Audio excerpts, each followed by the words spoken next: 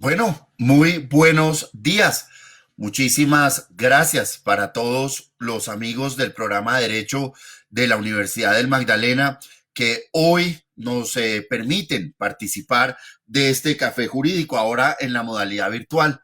Hoy es 17 de abril del año 2020 y para mí es un honor, es un privilegio estar aquí con ustedes nuevamente en la Universidad del Magdalena. Lo primero es que quisiera agradecer de manera muy especial al director de programa, al doctor Cristian Rodríguez, por esta invitación.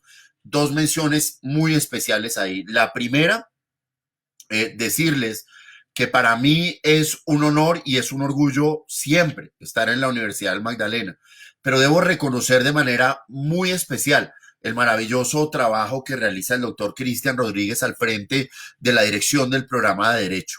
Debo manifestar que hace ya muchísimos años un grupo de conocidos en ese momento, de amigos en otro caso, soñaron el programa de Derecho de la Universidad del Magdalena y ese sueño posteriormente se convirtió en un programa que ya tiene muchísimo reconocimiento, muchísima experiencia, y que sobre todo es el depositario del cariño de todos los que hemos tenido la oportunidad de participar de este programa.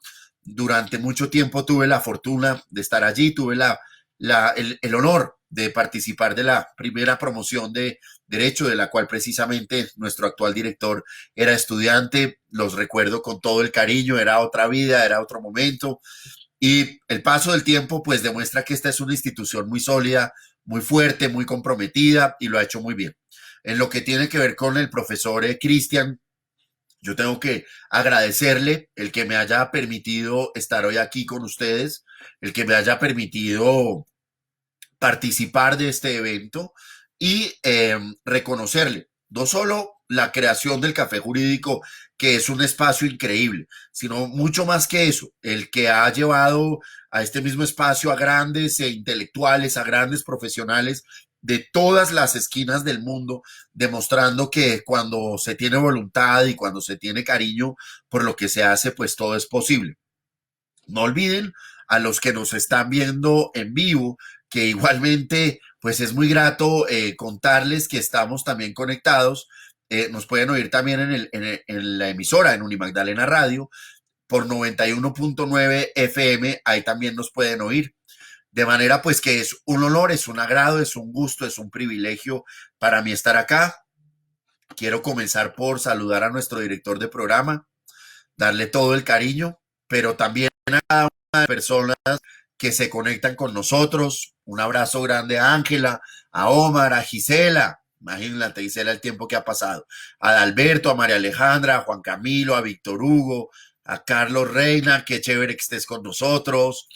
A todas las personas que se conectan, a todas las personas que me dejan entrar a su casa esta tarde en este café jurídico virtual y sobre todo, nuevamente, al doctor Cristian, mi cariño, mi reconocimiento, mi gratitud. Gracias por permitirme estar acá, gracias por pensar en mí y gracias por mantener este vínculo con la universidad y sobre todo lo felicito. Lo que usted está haciendo es muy importante y las personas que lo queremos y que apreciamos y que valoramos muchísimo este programa, reconocemos en usted su maravillosa labor. De verdad que siga adelante, lo vemos todo el tiempo y eso es muy importante. Entonces, el profesor llega Ricardo, Frankie, Mari, Majo. Gracias, Majo, por estar acá. Se me conmueve a mí el alma cuando veo estos nombres y me acuerdo de todos los buenos momentos que pasamos y de lo mucho que aprendimos. Pero bueno, vamos a lo que vinimos porque pues de eso se trata. El profesor Cristian nos ha invitado a hablar de el régimen penal en tiempos del COVID-19 o de las cuestiones penales alrededor del COVID-19.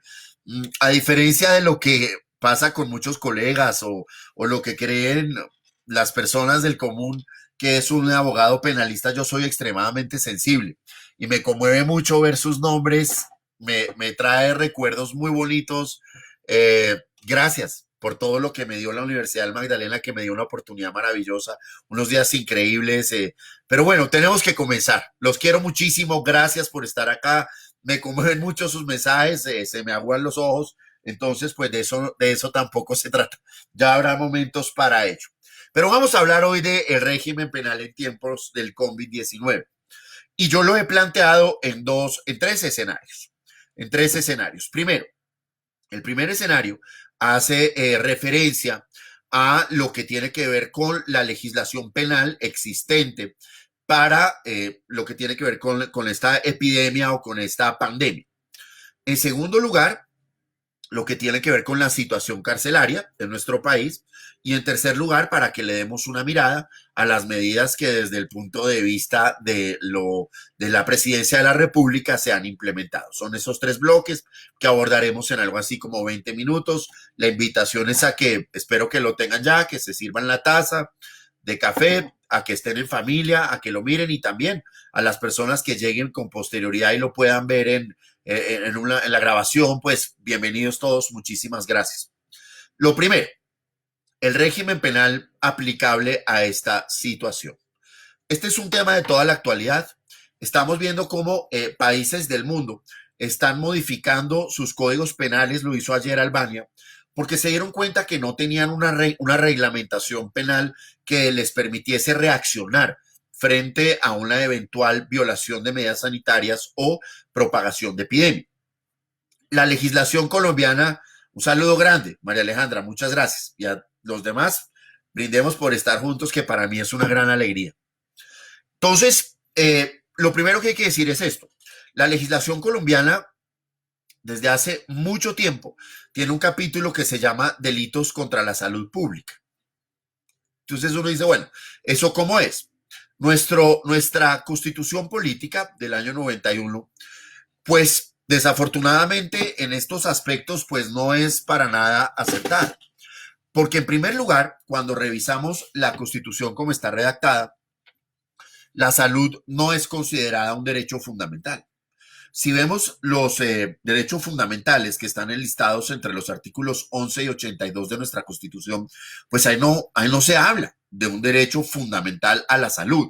Pareciera que en la Constitución Política de Colombia la salud es más bien un derecho programático. Se conecta con todo el acceso y demás al Sistema General de Seguridad Social. Eso, en un primer momento, llevó a que la Corte Constitucional considerara que la salud era un derecho fundamental por conexidad, que solamente se consideraba derecho fundamental cuando estuviera en peligro la vida. Estamos hablando de la salud individual.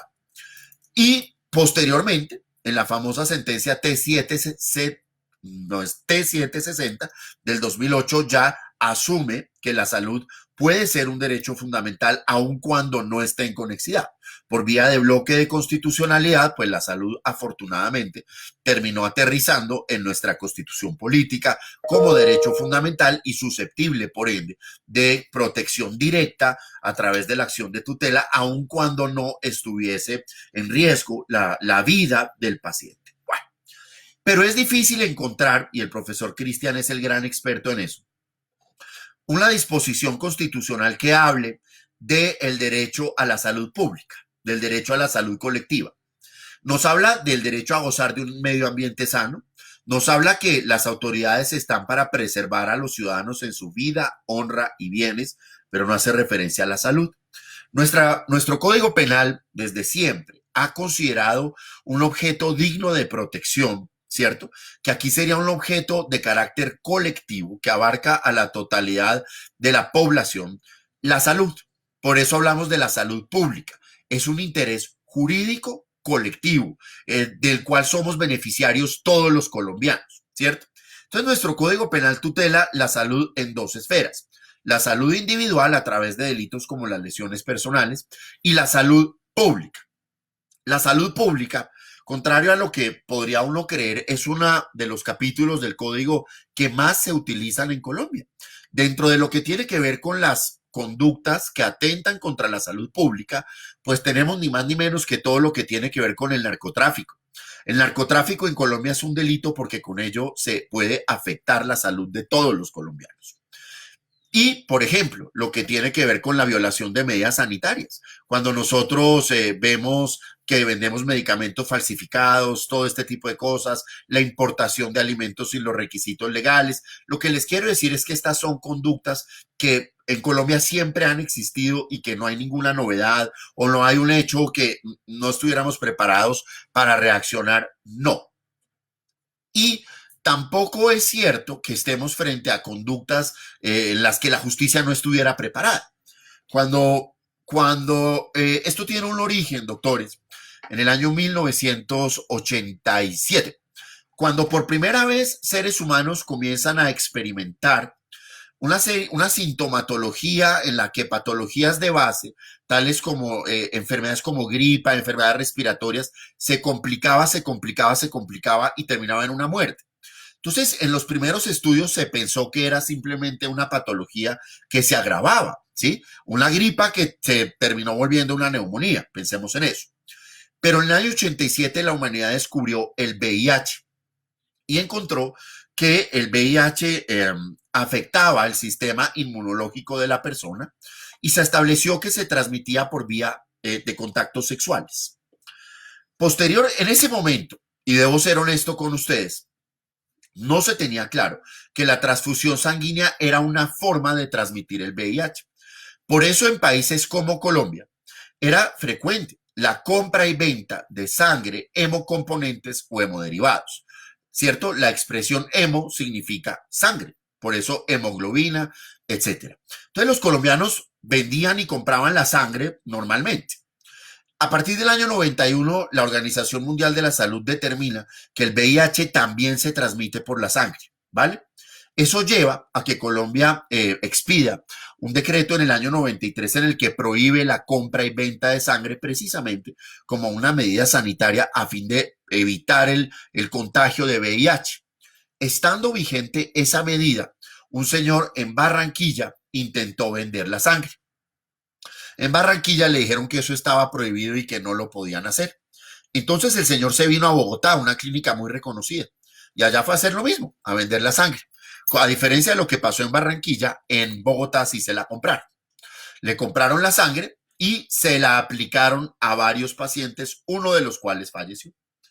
Por primera vez teníamos un caso bien interesante donde se debatía la responsabilidad penal. Y qué maravilla que esa sentencia, que ese caso, le tocara a mi mentor, a mi gran maestro, el doctor Carlos Eduardo Mejía Escobar, que Dios lo tiene en su gloria, donde se establecía la responsabilidad de un ciudadano por vender sangre. Y Carlos Mejía, que era un hombre brillante, realiza una sentencia que es un hito en Colombia, donde señala que en Colombia es un delito violar una medida sanitaria, ¿vale?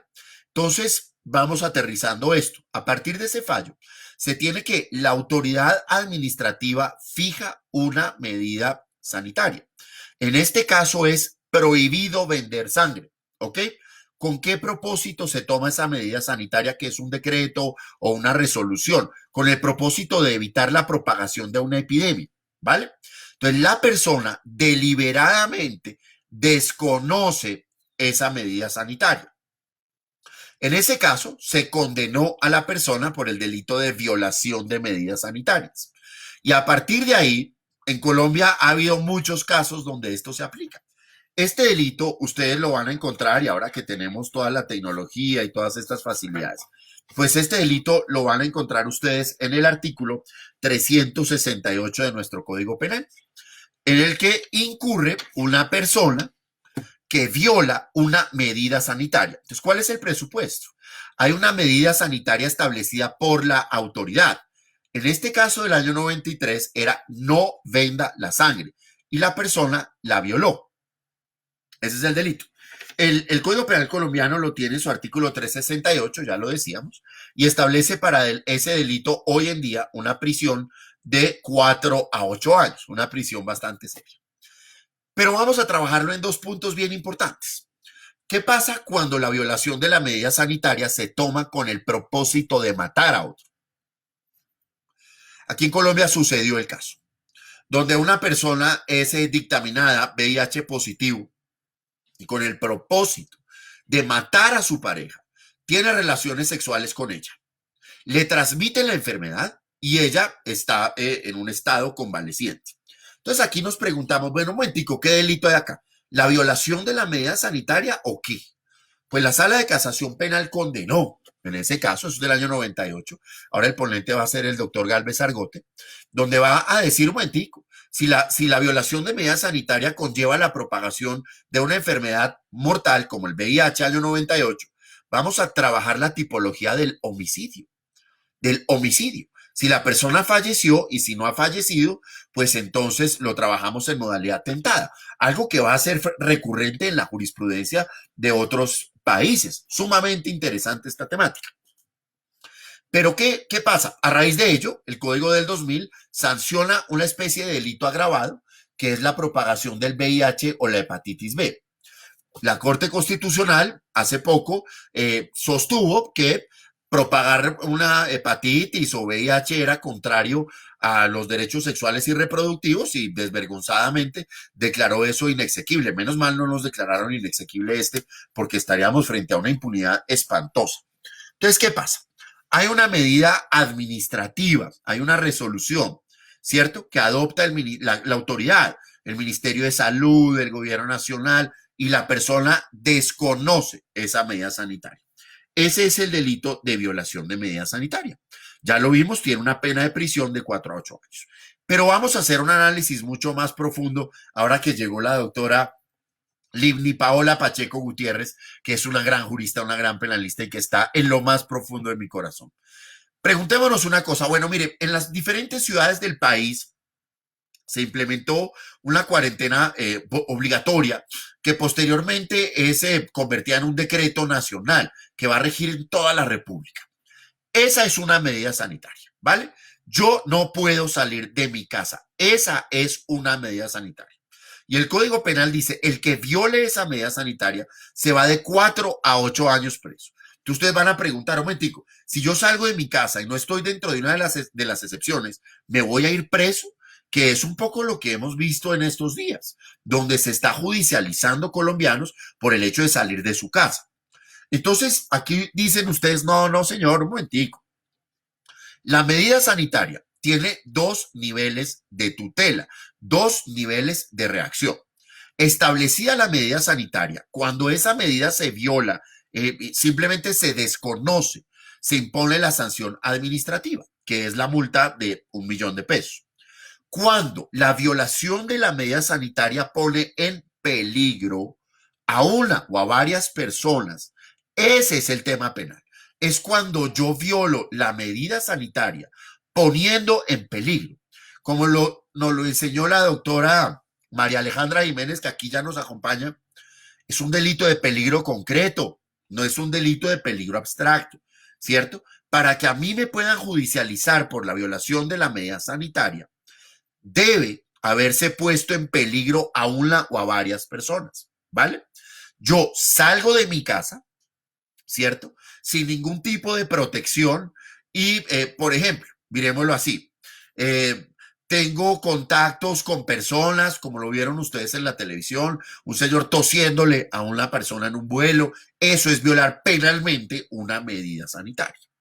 Como ocurre cuando, por ejemplo, el gerente de un lugar de trabajo obliga a sus funcionarios a asistir sin tomar las medidas no solamente de trabajo desde la casa, sino de distancia que debe haber entre uno y otro. Entonces, cuando yo ya pongo en peligro a personas concretas, es que se justifica la protección penal, ¿cierto? No podemos decir, no, mire, no, eso no lo sancionemos, ese derecho penal, como sancionando este tipo de conductas tan lejanas a la lesión al bien jurídico. No, pues que a ver, no podemos esperar a que se presente el suceso. Entonces, para que se dé el delito de violación de medida sanitaria, ¿qué necesito? Una medida tomada por la autoridad, ¿cierto? Que puede ser nacional, distrital, regional, departamental. Hay una medida sanitaria. La persona deliberadamente desconoce la medida sanitaria y pone en peligro a ciudadanos en particular. Cuando se dan esos 3 requisitos, lo tenemos. Aquí está Joana, brillante como siempre. La señora que estando en cuarentena sale a su casa y contagia a 5 personas. violó la medida sanitaria. Ahí está. Lo que sucede es que, observen esto, yo hago una fiesta donde invito a mi casa a 15 personas. ¿Eso es un delito? Sí. Usted puso en peligro a 15 personas, incluido usted. Esa es la diferencia entre las lesiones personales y la violación de medida sanitaria. Que en las lesiones personales yo puedo consentir que me hagan daño. En la violación de medida sanitaria, no. Entonces, ese es el punto, ¿vale? Ese es el punto. ¿Listo? Por supuesto, casos como los que ustedes han visto en los medios de comunicación, donde yo vengo de otro país, estoy obligado a guardar la cuarentena y salgo. Eso es violar una medida sanitaria porque estoy poniendo en peligro a seres humanos, ¿cierto? Pero si yo no estoy dentro de estos obligados o lo que sea, pues está muy bien, está muy bien. Esa situación cambia completamente. Pero, como lo comenta aquí Camilo, el gran Camilo Manzano, pues hay eventos donde no solamente la persona viola la medida sanitaria, sino que eso se materializa en que se propagó la epidemia. La epidemia es un espacio donde hay una situación que se va a transmitir a un grupo de población, de la población. Y según el monto de la población, hablamos de epidemia o de pandemia. El maestro y el profesor y el amigo Iván Cancino, pues refiriéndose al delito de propagación de epidemia, señala pues que aquí hay un problema desde el artículo, desde la articulación misma de nuestro código, porque el código, además de sancionar la violación de medida sanitaria, va a sancionar la propagación de epidemia, ¿vale? Entonces yo haría aquí dos precisiones. Primero, Iván Cancino ha dicho, tenemos un problema porque es que el COVID-19 no es una epidemia, es una pandemia, ¿sí? Yo no le veo ese problema, porque la epidemia es simplemente un grado inferior a la pandemia. Y si estamos sancionando lo más grave, que es si estamos sancionando lo menos grave, que es la epidemia, pues con mayor razón se está sancionando la propagación de la pandemia. Eso es evidente. Yo en eso no veo problema, pero sí quiero insistir en el punto. Desde mi punto de vista, si la epidemia que se propaga es de aquellas de alta dosis de mortalidad, como puede ser el VIH, no solamente vamos a hablar de una propagación de epidemia o la violación de una medida sanitaria, vamos a hablar de un homicidio. ¿Eso se presenta en el COVID-19? No, porque la posibilidad de mortandad es muy baja, pero en casos de VIH sí es perfectamente predicable esta situación. Ahora, si yo conozco que la persona está en un grupo de riesgo, deliberadamente realizo maniobras para transmitir el COVID-19, como por ejemplo el médico que sobre un adulto mayor realiza maniobras en las que, y sabiéndose contagiado, realiza maniobras mortales, yo creo que ahí sí podemos tener hipotéticamente un caso de homicidio, ¿vale? Como dice aquí el doctor Garcés Escobar Pedro Luis, claramente, él no lo dice, hay una concurrencia entre infracciones administrativas y penales. Lo que no podemos, a donde no nos puede llevar esto, es a penalizar la infracción de una medida administrativa. No, muéstrame el peligro. Los comparendos que se han impuesto a personas que incumplen la medida de propagación, ¿se puede tomar alguna acción? Sí. Como actuaciones administrativas tienen los recursos de la vía gubernativa y tienen los recursos judiciales, es decir, se pueden impugnar en la respectiva secretaría del municipio o la localidad y posteriormente tendrán el control de la vía gubernativa, por supuesto que sí. Pero el punto que dice el doctor Pedro Luis es muy valioso, ¿ok? Concurren las dos, infracción administrativa y penal, pero es infracción penal, es infracción administrativa. Solo se vuelve penal cuando pongo en peligro a una persona en concreto, ¿vale? Como aquí, de forma muy perfecta, lo está diciendo otra vez la doctora Joana. 100 personas que asisten a un sepelio. Por Dios, eso es claramente un asunto penal. 100 personas en un sepelio, pues a ver. En Bogotá, un pastor que obliga a los miembros a asistir a la iglesia. Pues por Dios, eso es un asunto penal. Salir a la calle sin autorización es un asunto administrativo, ¿vale? El penal es aquí hubo un peligro para alguien. Se propagó la epidemia. Ya nos vamos a otro delito, donde nuestro código penal va un poco más allá. Dice, es que propagó epidemia tras del hecho. Es decir, hay personas que resultaron contagiadas por cuenta de la violación de la medida sanitaria. Si ustedes revisan, esto es un poquito progresivo. Primero violó la medida sanitaria, hasta ahí. Pero si eso se materializó en la propagación de epidemia, porque hay personas que ya están afectadas, pues vamos a tener el segundo delito, ¿no es cierto? Que va a tener una pena muchísimo mayor, que va a ser una pena de 4 a 10 años de prisión. Y es obvio. Ahora, alguien como, mira, por ejemplo, el doctor Adalberto, que siempre está en queriendo, dice, mire, hay un video donde una persona sale a caminar por donde vive. ¿Está cometiendo un delito? No. Está simplemente infringiendo una disposición administrativa. Un abrazo grande también a Luis Carlos. Gracias por estar con nosotros. Muchísimas gracias por acompañarnos. Pablo, grande. El problema actual que se afronta en la Policlínica de Bogotá, pues imagínate eso tan espantoso. Un médico que llega de Brasil, donde hay un contagio y al otro día se va a trabajar. Pues obviamente eso no es una infracción administrativa. Pero bueno, habrá que esperar lo que digan las autoridades. Pero como siempre, Pablo, brillante. Entonces, miren esto tan importante. ¿Qué pasa? Yo propagué la epidemia. El caso que plantearon ustedes que efectivamente ocurrió en el departamento del Huila, donde una mujer mayor de edad, a sabiendas de que tiene el COVID-19, violó la medida sanitaria y terminó contagiando a 5 personas. Entonces, desde una perspectiva un poco, si me permiten la expresión, desprevenida, uno diría, upa, cometió los 2 delitos, violación de medida sanitaria y propagación de epidemia. No, por eso la propagación de epidemia tiene una pena mayor, porque yo no puedo propagar la epidemia sin violar la medida sanitaria. ¿Ven? La propagación de epidemia recoge, absorbe o subsume el desvalor de la violación de medida sanitaria. No vamos a trabajar los dos, no los vamos a trabajar. Decimos, no, propagó epidemia y para propagar la epidemia pues tenía que violar la medida sanitaria. Entonces se cometería ese solo. Ahora, si yo propago la epidemia y tras del hecho hubo una persona que quedó no sé, murió o desafortunadamente lo que sea, pues se abre el espacio a la discusión, una discusión que se dio en el caso del VIH por lo grotesco de los hechos, pero que aquí puede darse otra vez, donde ustedes dicen, pero bueno, un momentico, si una señora a sabiendas de que tiene VIH sale y hay 5 contagiados, uno de los cuales muere, como el caso que pone aquí el doctor Francisco Basto, una mujer que a sabiendas de que está contagiada sale en el carro y cuando la detienen los policías les escupe y les tose en la cara. Hombre, estoy de acuerdo, propagó epidemia, violó medida sanitaria, pero es que si la persona, por ejemplo, queda incapacitada, ¿por qué no trabajamos? ¿Por qué no trabajamos, por ejemplo, un hermoso delito de lesiones o eventualmente un homicidio culposo o preterintencional? Le repito, en el VIH se hizo, ¿cierto? Aquí no se ha planteado, pero bueno. ¿Cuál es el límite entre la sanción administrativa y la penal? Dice el doctor Mesa.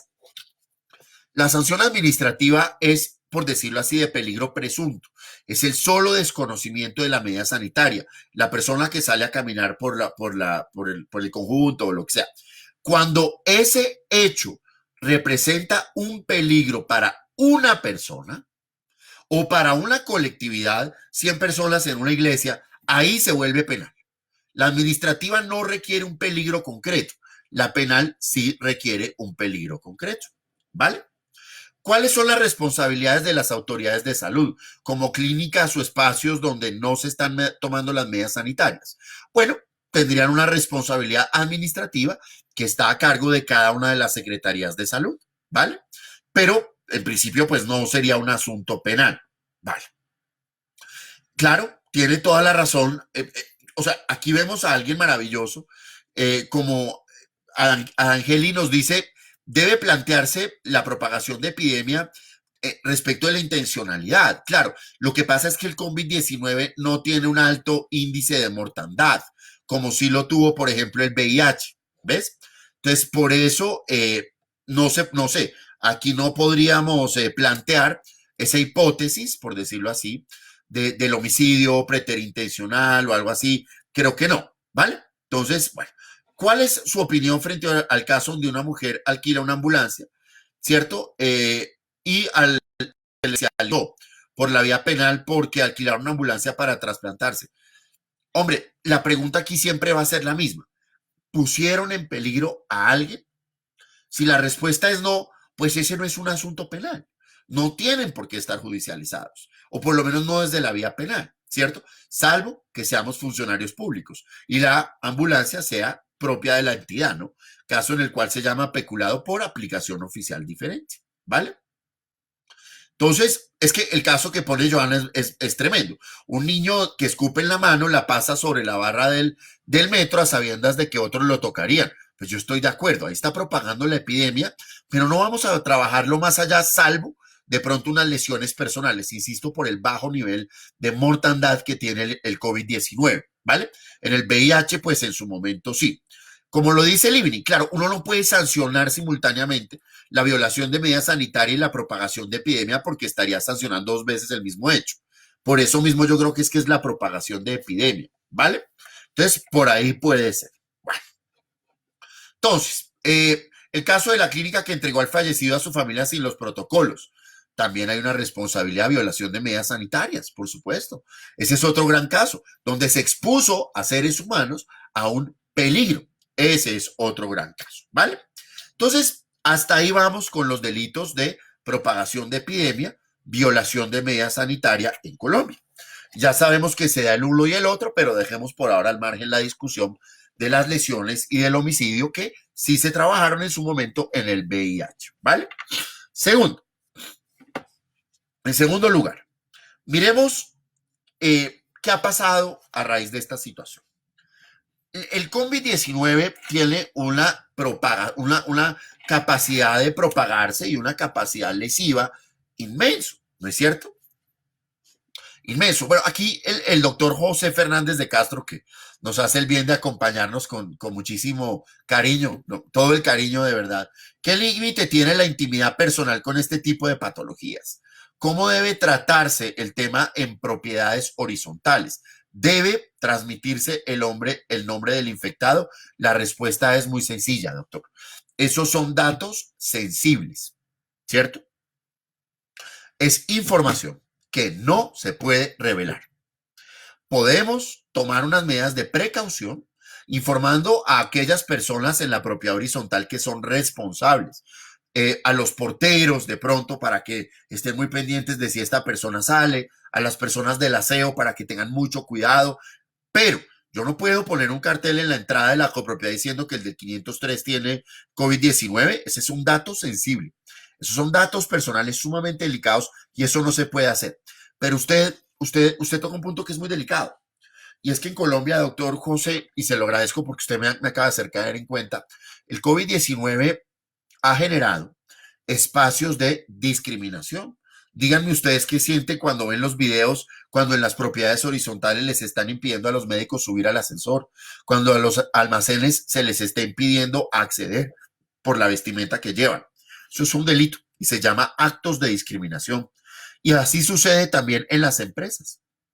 Cuando nosotros, porque una persona X, Y o Z padeció el contagio o lo que sea, lo discriminamos o está enfermo, entonces no le mandamos trabajo. Hay que tener muchísimo cuidado con eso, doctores. Esto de la discriminación es un tema penal. ¿Cuál es el problema? Que los actos de discriminación solo los puede denunciar el afectado dentro de los 6 meses siguientes a la ocurrencia de los hechos. De pronto eso ha impedido una judicialización más masiva.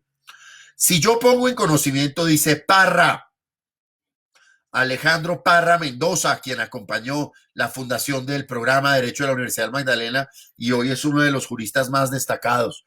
Si pongo y profesor de la Universidad del Magdalena, por Dios, si pongo en conocimiento a la comunidad donde yo vivo que una persona está contagiada y que está violando la medida sanitaria, ¿yo estaría cometiendo algún delito? No. Usted lo estaría cometiendo en el evento en que eso no sea cierto, que también ha pasado. Cuando yo acuso a alguien de ser portador del COVID-19, eso no es verdad, pues es un hecho que atenta contra su buen nombre. Pero yo ponerlo de presente no, porque recuerden que la protección de datos tiene un garante, ¿cierto? Hay un responsable de esa protección de datos. El administrador en la copropiedad, en la clínica, en la oficina, todo eso. Pero pues yo como persona no soy responsable de la protección de datos, ¿vale? Entonces, ahí vamos haciendo. Divulgación de información falsa, dice el doctor Francisco Basto. Pues en Colombia la divulgación de fake news no es un delito, salvo que estemos hablando de pánico, que puede pasar, donde yo induzco al pánico a las personas. como cuando digo que, no sé, que hay unas personas contagiadas que tenemos que salir corriendo, algo así. Ese puede ser el pánico financiero, podría ser esas dos, o cuando acuso a alguien de tener el COVID-19 y no es portador. De resto, no veo el caso, ¿vale? Entonces, eso no viene por ahí, ¿vale? Pero es que ya el doctor Luis Caruso, bueno, Luis Alfredo dice algo muy cierto, Luis Alfredo Pérez, si puede haber título, homicidio a título de dolo eventual, yo creo que con esta pandemia no. Siempre he pensado que con el VIH sí. Y de hecho nuestro Código Penal en el artículo 104, número 3, agrava el homicidio cuando se comete por delitos contra la salud pública. Entonces, el mismo código está abriendo la posibilidad y en el VIH así se trabajó. Pero esta pandemia no tiene ese altísimo exponencial letal, por ende no se podría, ¿vale? Gobernantes y dirigentes que no fueron lo suficientemente eficientes para contrarrestar la propagación del virus pueden ser judicializados penalmente. Yo creo que no. Creo que es un asunto disciplinario.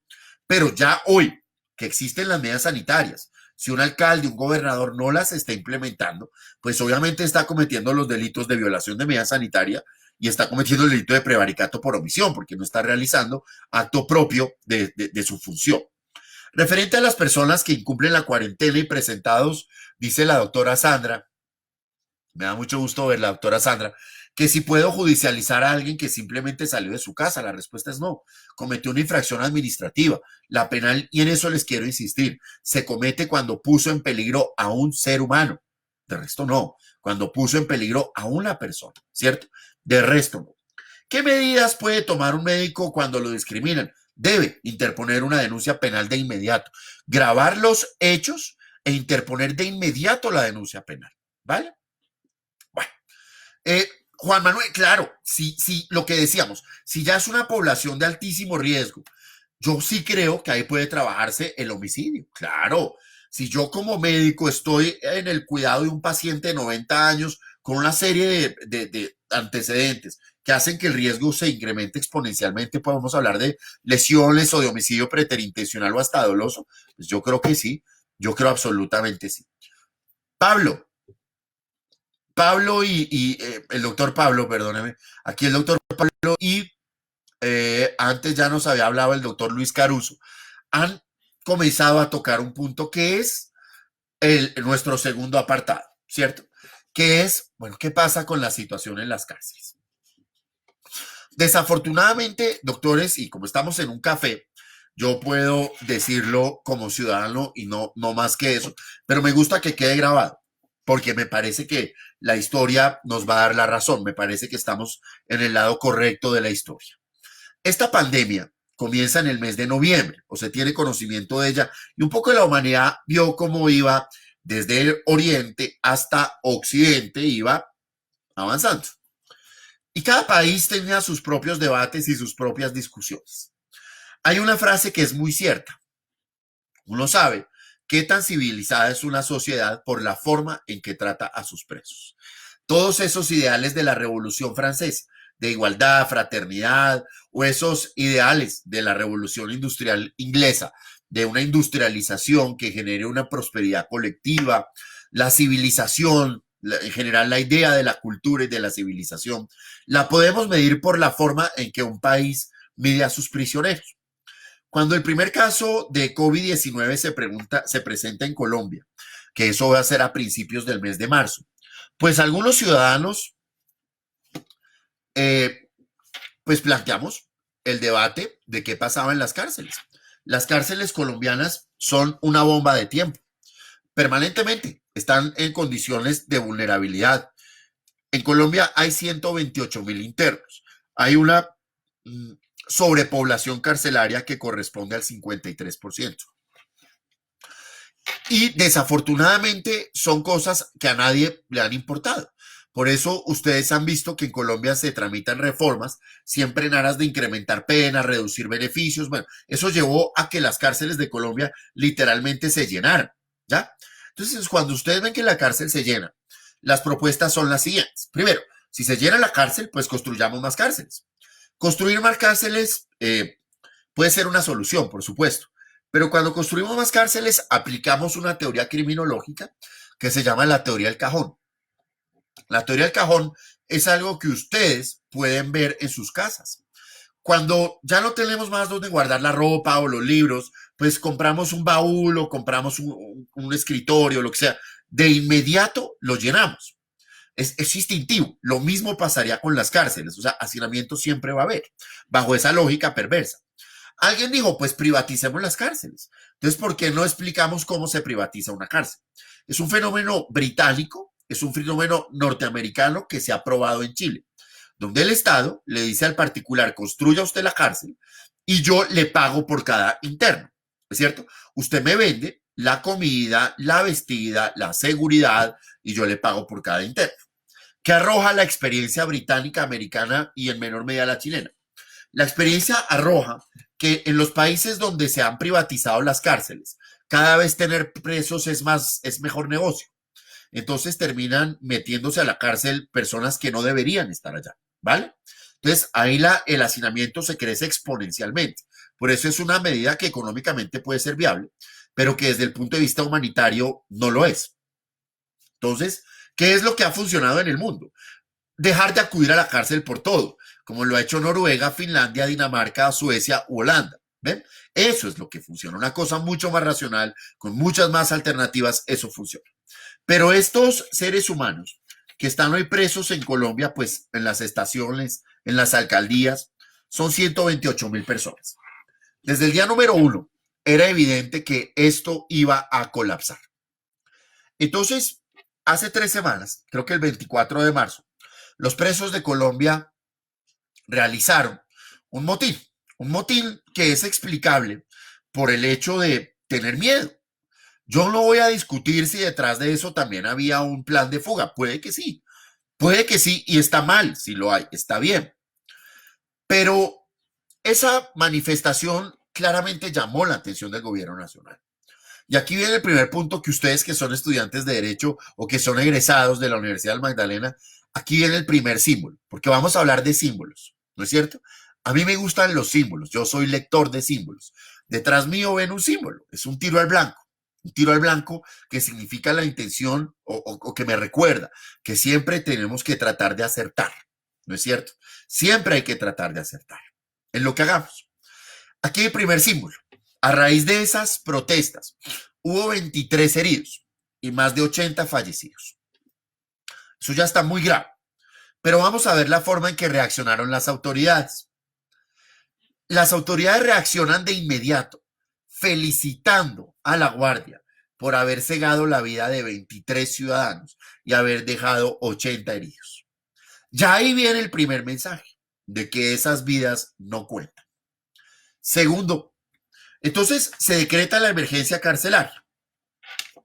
Un abrazo muy, muy grande para ti, Rosa Daza Castillo.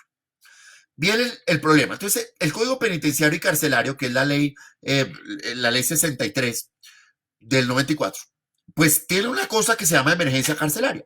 La emergencia carcelaria se decreta, ¿cierto? Es un decreto.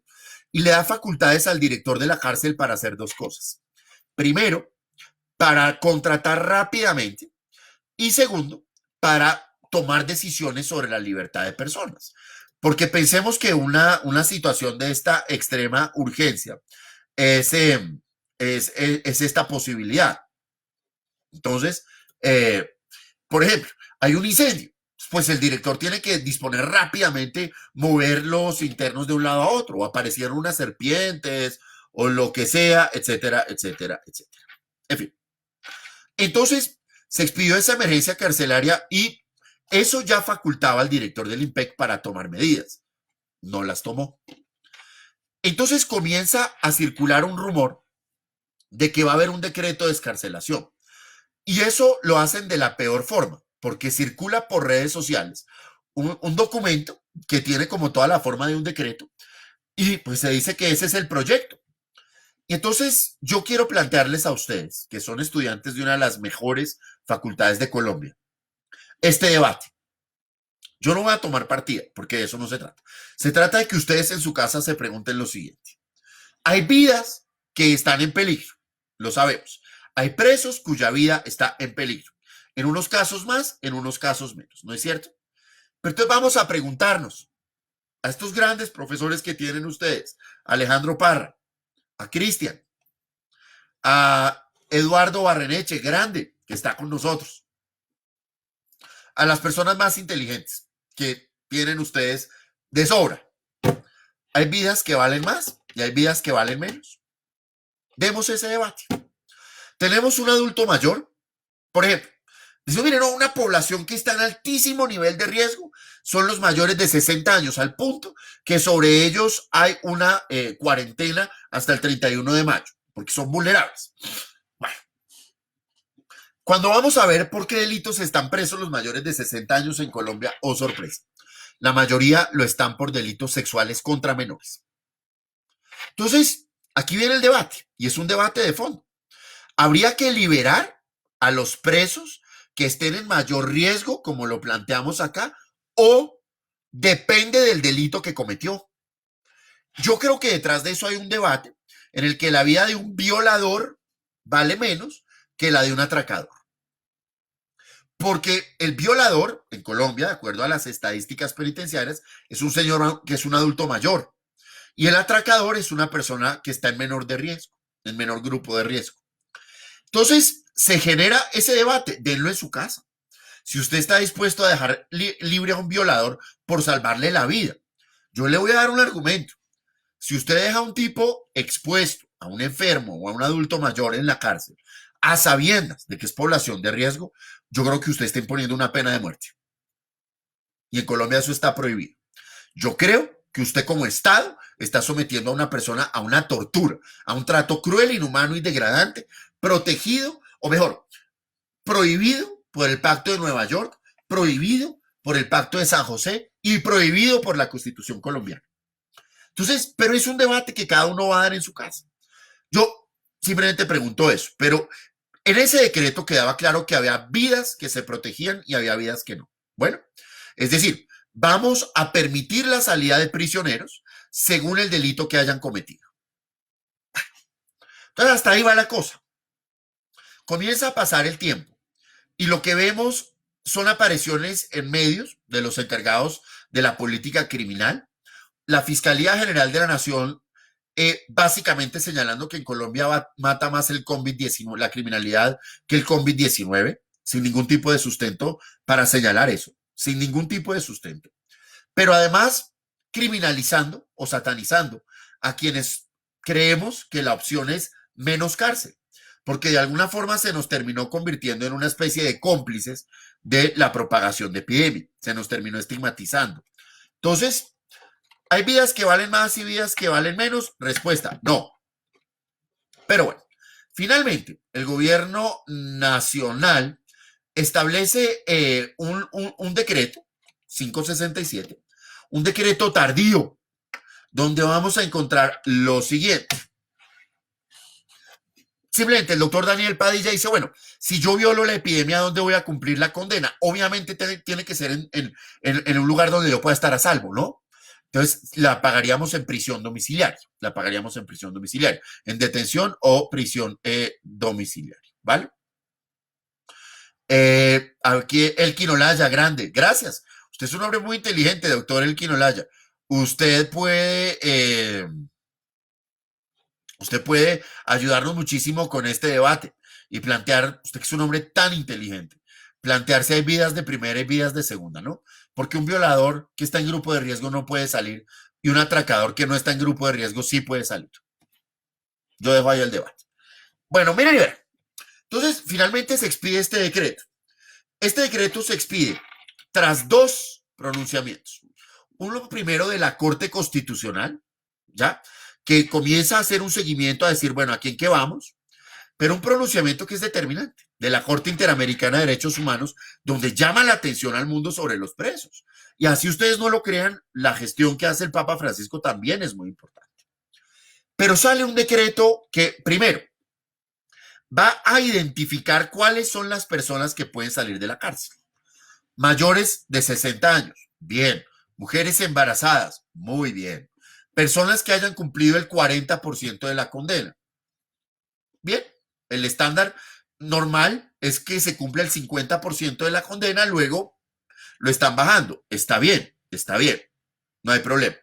Personas condenadas por delitos culposos. Las personas condenadas por delitos culposos no deberían estar presos, salvo el peculado culposo, pero de resto no da para prisión, ¿vale? Entonces, hay una norma absolutamente inocua. Y pues más o menos ese es el escenario. Y personas que estén afectadas por una enfermedad. Entonces, esos son los beneficiarios. Bueno, pero nos vamos al artículo siguiente, amigos míos, y encontramos, doctores, 130 exclusiones. 130 delitos que no van a permitir esta detención domiciliaria. Esta detención o prisión domiciliaria es provisional. La persona va a ir a su casa y pasados 6 meses va a regresar a prisión. Bueno, entonces hay unas exclusiones, entre esas la violencia intrafamiliar, como lo dice la doctora Mari Palacio, con toda la razón. Pues si el preso está por pegarle a la esposa, pues no lo vamos a mandar donde la esposa, obvio no. Pero 130 exclusiones que van desde la violación de niños, la corrupción, el terrorismo, el secuestro, todo eso, hasta casos tan exiguos como el de los ladrones de ganado. Aquí nos hace un comentario el doctor Vladimir Rafael Enríquez Hernández que dice, ese decreto lo hacen para sacar a Andrés Felipe Arias de la cárcel. La respuesta es no, porque Andrés Felipe Arias, primero, está condenado por 2 delitos contra la administración pública, que son celebración indebida de contratos y peculado por apropiación. De manera que están excluidos. Y el señor no ha purgado ni el 10%, pues ahora apenas habrá purgado el 20% de la condena, de manera que de ninguna forma él se beneficia. Pero esta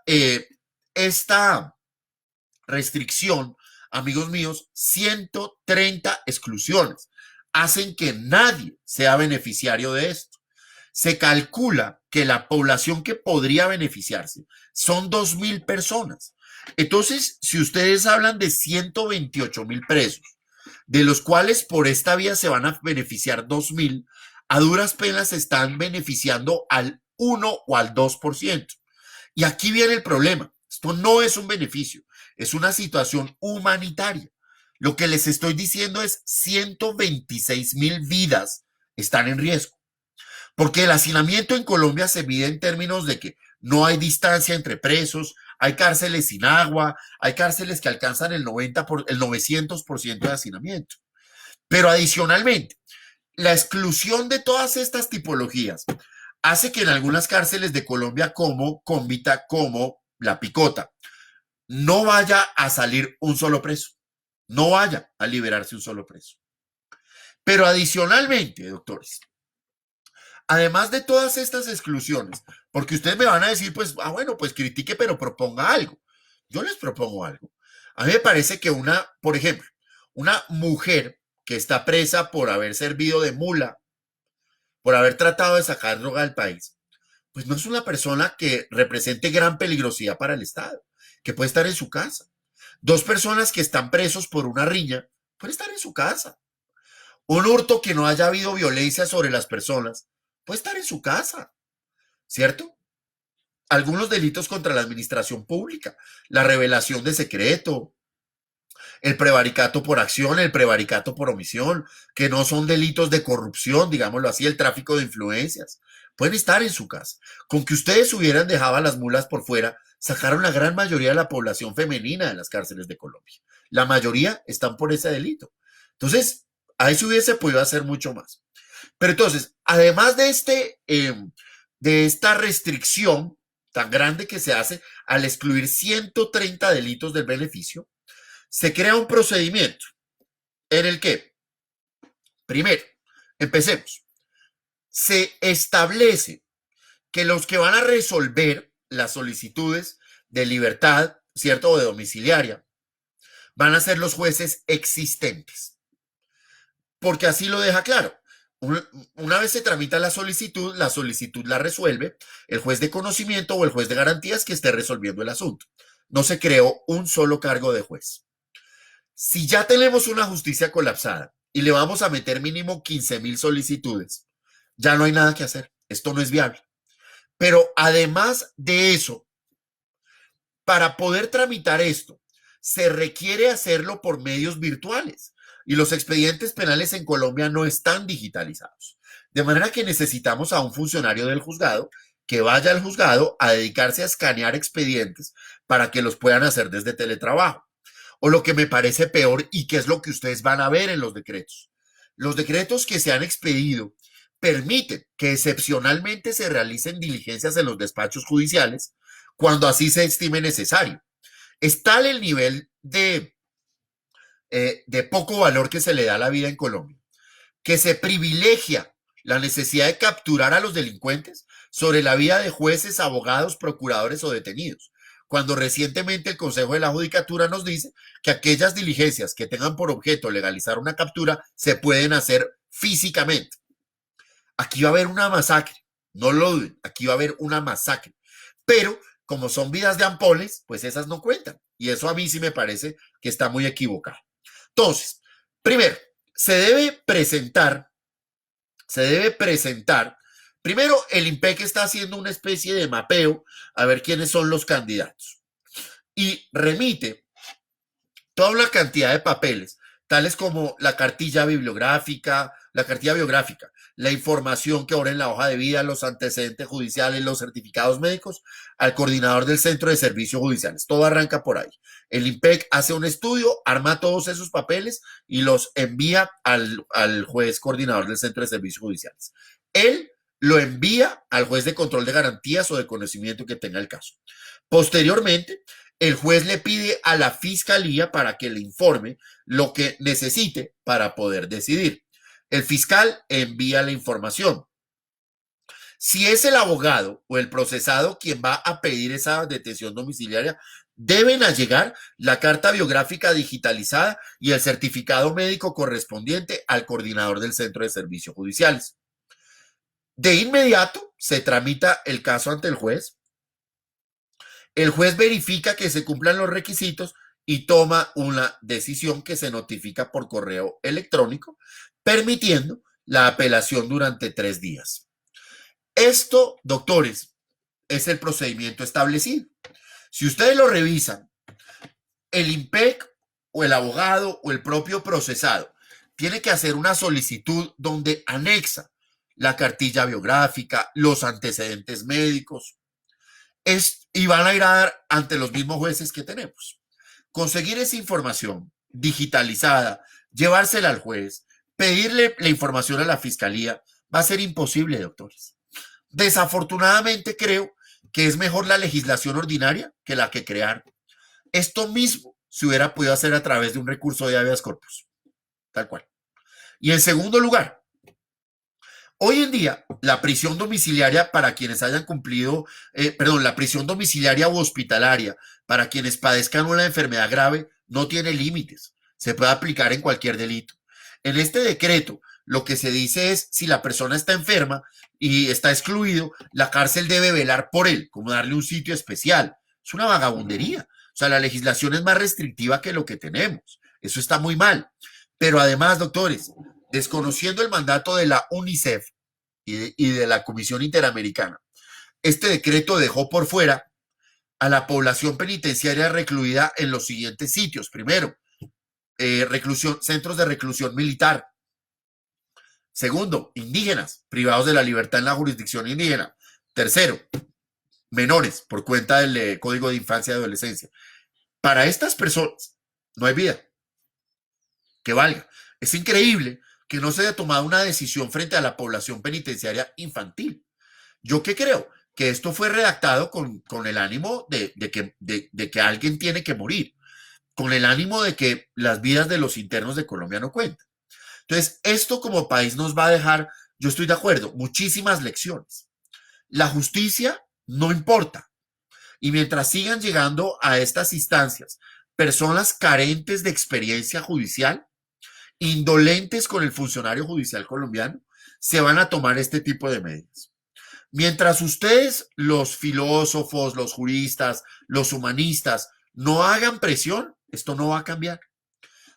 Y es nuestra labor como juristas y como defensores de los derechos humanos servir de barrera de contención a esos discursos, lo cual ha sido muy difícil, pero es una pelea que va a rendir algún fruto. Yo creo que ese es el desafío, esa es la invitación que yo les hago. Y vamos entonces a conversar. Mónica, ese decreto se demoró mucho en salir y además eh, es, eh, es inocuo, tiene toda la razón.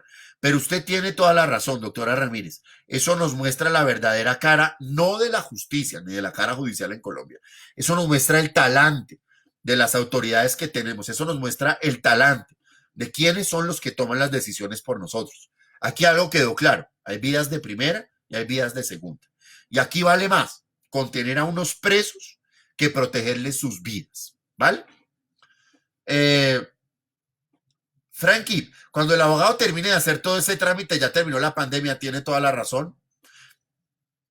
Por eso es inocuo, por eso es absolutamente inocuo. Y acá mira cómo Stacy lo dice bien, que es lo mismo que dice Dilu, y después nos va a tocar acudir al habeas corpus. De alguna forma esto se tiene que romper para algún lado. Una persona privada de la libertad que ya cumplió las 3/5 de la pena, pero tiene regular o mala conducta, ¿puede quedar en libertad por cuenta de este decreto? No. Las reglas ordinarias en materia de libertad condicional o prisión domiciliaria anticipada, que están en los artículos 64 y 38G del Código Penal, se mantienen. Eso no se paralizó. Y en ambos casos, observar buen comportamiento en la prisión es un requisito, de manera que la respuesta es no. Concepto utilitarista de vida por el Estado colombiano, estoy de acuerdo. Estoy de acuerdo. La vida se ha supeditado a cuestiones legales, dice Duván, toda la razón. Toda la razón. La vida del abogado litigante, dice el doctor Parra. El doctor Parra es un tipo brillante. El doctor Alejandro Parra es un hombre brillante que trae a colación un tema que se nos había olvidado. Y es qué pasa con el ejercicio de la profesión en estas condiciones. Entonces eso me lleva a mí a otra anécdota. El primer computador que llega a la justicia colombiana llegó a la Corte Suprema de Justicia en el año 90. En ese momento, un día estaban trabajando en la Corte, todo bien, cuando llegó alguien con un computador y lo instalaron. El magistrado que lo recibió, un grandísimo magistrado, dijo, yo eso no lo necesito. Yo trabajo a mano, trabajo a máquina, yo no lo necesito. Entonces, muchos de los magistrados de la época no recibieron los computadores y eso hizo que bajaran a los despachos de las secretarias, de los sustanciadores de la época, etc.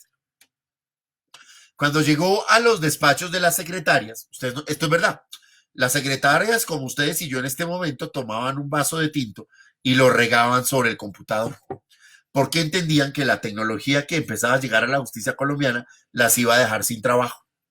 La Constitución del 91 dice que la justicia debe ser pronta, eficaz, todo ese tipo de cosas, lo cual se ha demostrado que sí se puede, por ejemplo, en la tutela, ¿vale?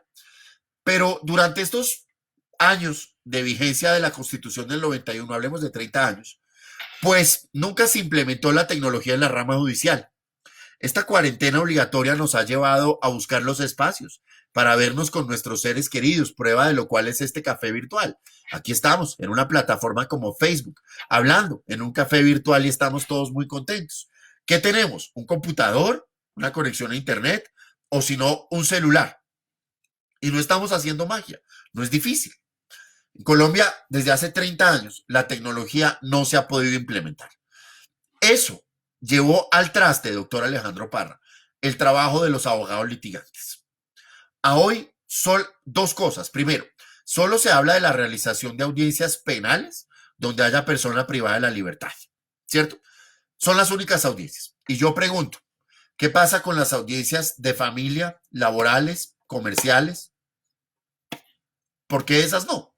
¿Por qué no se habla de esas audiencias?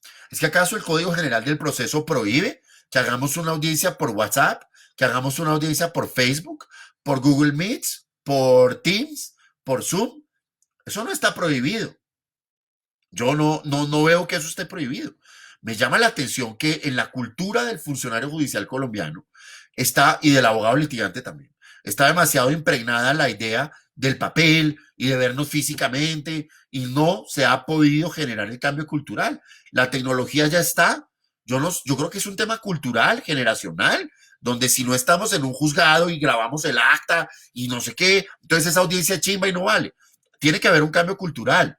Y yo creo que los abogados litigantes viven de su trabajo y necesitan que la justicia funcione. Y los ciudadanos también necesitamos que la justicia funcione. Y los medios están, es cuestión de usarlos. La peor de las salidas es obligar a los juzgados a trabajar, obligar a los funcionarios de la rama. No, eso no. Pero hay que hacer algo. Y yo veo que ya vamos para un mes y no se ha hecho nada. Y esto va a durar mucho tiempo y no se ha hecho nada. Yo no me imagino que mañana se tome una medida genocida y se vaya a obligar a los despachos judiciales a atender y tengamos a 2.000 o a 3.000 personas en el edificio de la Alpujarra en Medellín o en el centro, en el lugar, en el espacio donde se realizan las diligencias, por ejemplo, en la ciudad de Barranquilla, en el antiguo edificio de Telecom.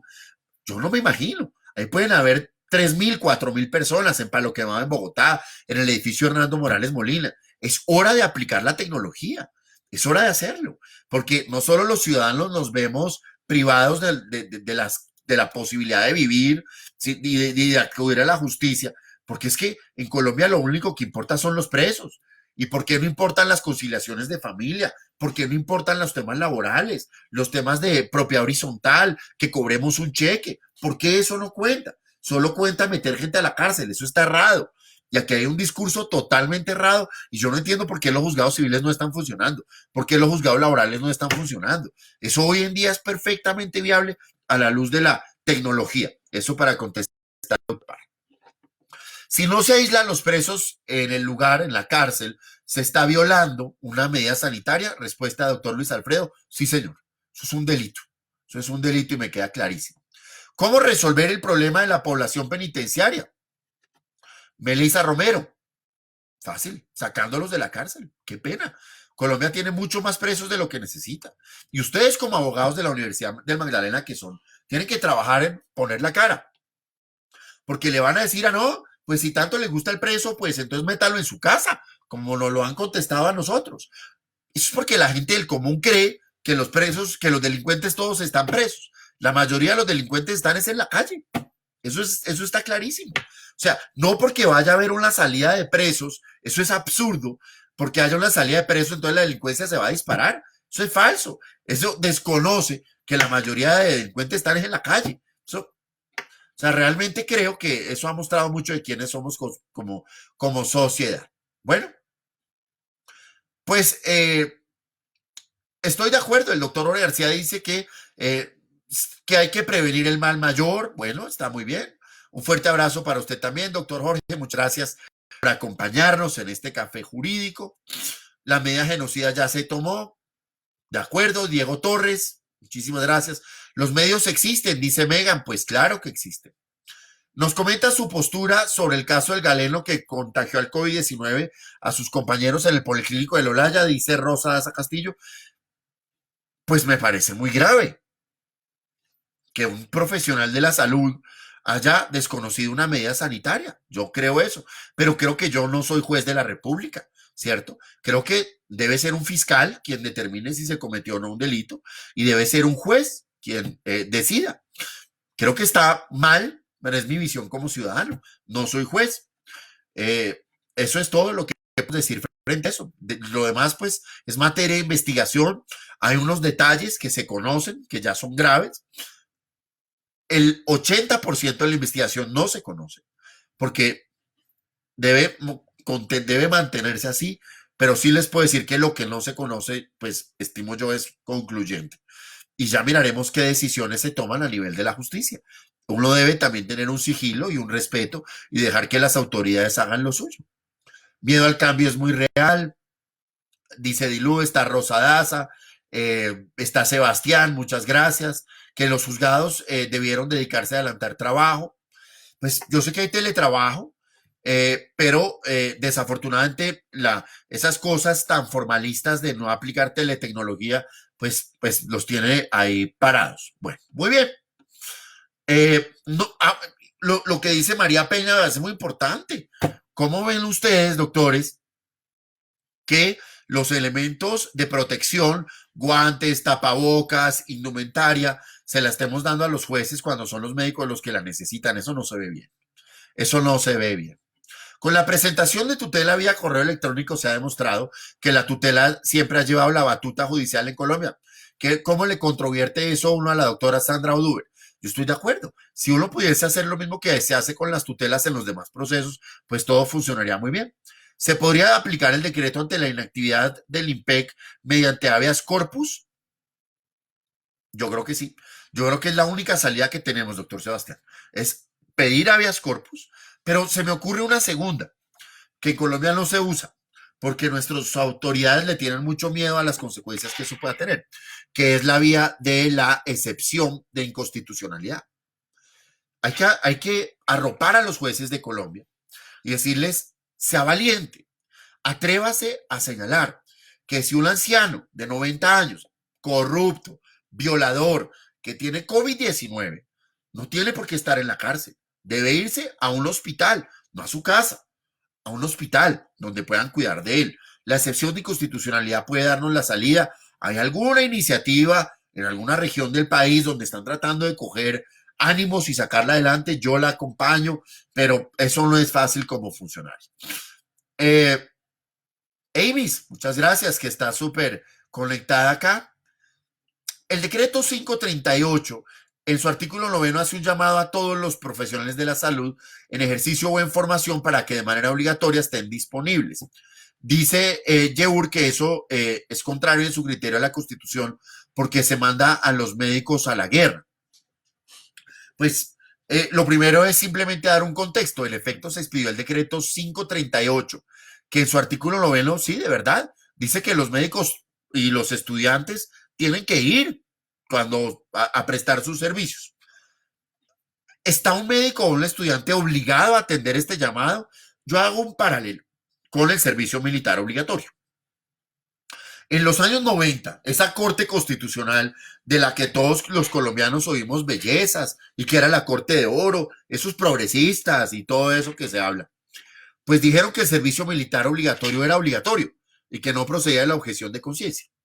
Pero ya en tiempos recientes se ha reconocido la objeción de conciencia en el servicio militar obligatorio cuando esté basada en elementos objetivos, ¿cierto? Cuando haya un tema religioso o lo que sea.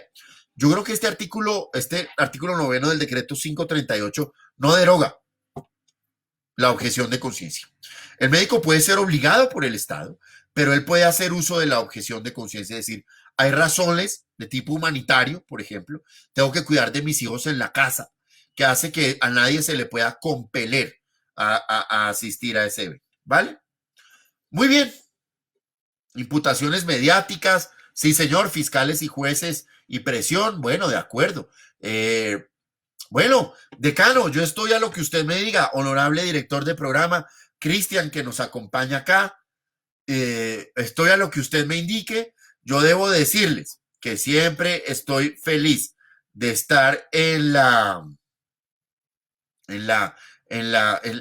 Universidad del Magdalena, así sea virtualmente, pero ya muy pronto seguro estamos para volver, para acompañarnos, para darnos un abrazo inmenso, para decirles que los quiero muchísimo. Le agradezco muchísimo a ustedes el cariño que me regalan por estas y por todas las vías. Me encanta la Universidad del Magdalena, saber que eso que fue un sueño hoy en día es una realidad. Sepan ustedes que aquí tienen un amigo, sepan ustedes que aquí tienen un servidor, alguien que los quiere de corazón, que siempre se sentirá orgulloso de haber formado parte de la Universidad del Magdalena, que soy el primero en celebrar sus triunfos, porque veo muchísimos triunfos profesionales, comenzando el del profe Cristian. Me encanta verlo director de programa, me encanta ver que es un líder de opinión. Y ustedes preguntan, bueno, estoy en la casa, ¿qué puedo hacer? Estoy inconforme, porque aquí lo han manifestado ustedes. Estoy inconforme. Vea, yo les voy a dar un consejo, como amigo que soy de todos ustedes. Las redes sociales pueden ser usadas de muchas formas. Usamos Facebook o Instagram para colgar fotos y compartir nuestras experiencias de vida y darle a alguien un regalo de un buen rato. Pero las redes sociales también pueden ser creadores de grandes cambios sociales. Ustedes utilicen una cuenta de Facebook o de Twitter o de WhatsApp, lo que sea, para dar sus puntos de vista, para participar del debate público, para llamar la atención sobre lo que está pasando. Porque un abogado, alguien que pasó por una facultad de derecho, sí o sí es un humanista. Sí o sí es un humanista. Y aquellos abogados que consideran que la vida humana de un preso vale menos que la de los demás, son una vergüenza para una profesión. Son vergonzosos y hay que señalarlos, como lo hizo este maravilloso trabajo de los juristas del horror, que nos dice, mire, estos son los que apoyaron a los nazis.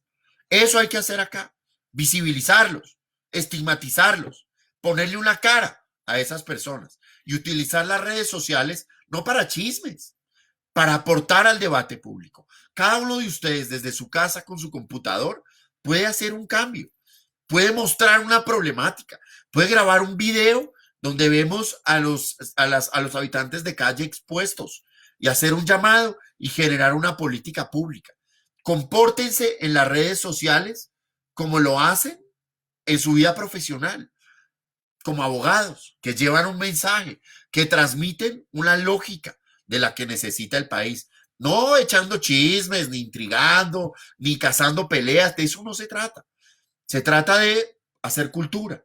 Por ejemplo, lo que vimos ahorita, un abogado que haga unos trinos o una publicación en Facebook o que circule una hojita donde le explique al país los decretos. Eso es una maravilla. Así se van a visibilizar, así van a crecer, así van a crecer en su conocimiento, en su clientela. Las redes sociales son maravillosas y son el espacio para poder hacer cambios que nos dio el siglo XXI. Entonces, utilicémoslo para dar cariño, pero también para apoyar a un país que los necesita, ¿vale? Entonces, mis queridos amigos, yo les transmito el cariño inmenso que siento por ustedes, el orgullo tremendo que para mí siempre será haber sido parte y ser parte de la Universidad del Magdalena, el orgullo que me da verlos a ustedes crecer, porque yo los vi en otro momento de la vida suyo y mío. Hemos crecido todos. Estoy muy orgulloso, los quiero muchísimo. Un abrazo grande, un abrazo inmenso. Cuenten siempre conmigo y gracias por su tiempo. Los quiero muchísimo. Una feliz tarde, cuídense mucho y bienvenidos los que van a ver esta publicación con posterioridad. Un abrazo inmenso, muy estrecho. Espero verlos pronto. Saludes en su casa. Gracias por su cariño y por sus palabras. Los quiero inmensamente. Feliz tarde. Mil gracias.